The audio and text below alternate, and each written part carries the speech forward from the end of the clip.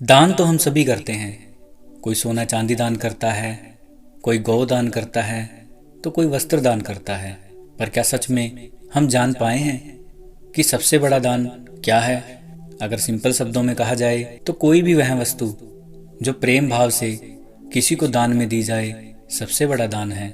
इसे और अच्छे से समझने के लिए आज मैं आपको भगवान गौतम बुद्ध की एक ऐसी रोचक कहानी सुनाने जा रहा हूँ, जिसे सुनने के बाद आप जान पाएंगे कि सबसे बड़ा दान क्या है। एक बार महात्मा गौतम बुद्ध मगध की राजधानी राजगृह से प्रस्थान करने वाले थे।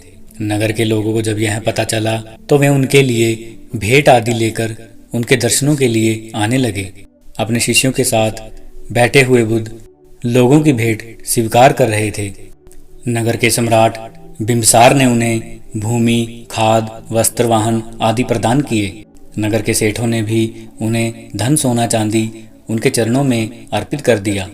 सभी का दान स्वीकार करने के लिए बुद्ध अपना दायां हाथ उठाकर स्वीकृति इंगित कर देते थे। उस भीड़ में एक वृद्धा महिला भी थी।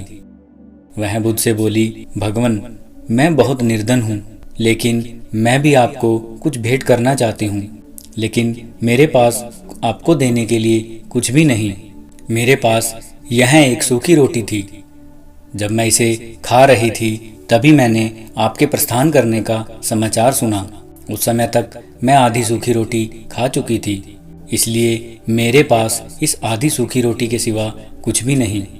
मैं इसे ही आपको भेंट करना चाहती हूँ। क्या आप मेरी भेंट स्वीकार करेंगे?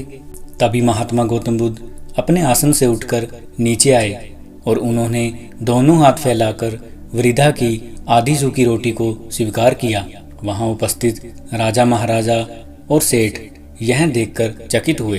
तभी सम्राट बिम्बसार ने बुद्ध से पूछा कि भगवान, एक से बढ़कर एक अनुपम और बहुमूल्य उपहार तो आपने केवल हाथ हिलाकर स्वीकार कर लिए, लेकिन इस बुढ़िया की सूखी रोटी को लेने के लिए आप अपने आसन से नीचे उतरकर आ गए। इसमें ऐसी कौन सी विशेषता है? तभी बुद्ध मुस्कुराए और बोले, इस वृद्धा ने मुझे अपनी समस्त पूंजी दे दी है। आप लोगों ने मुझे जो कुछ भी दिया वह तो आपकी संपत्ति का कुछ अंश ही है, और उसके बदले में आपने दान देने का अहंकार भी अपने मन में रखा हुआ है।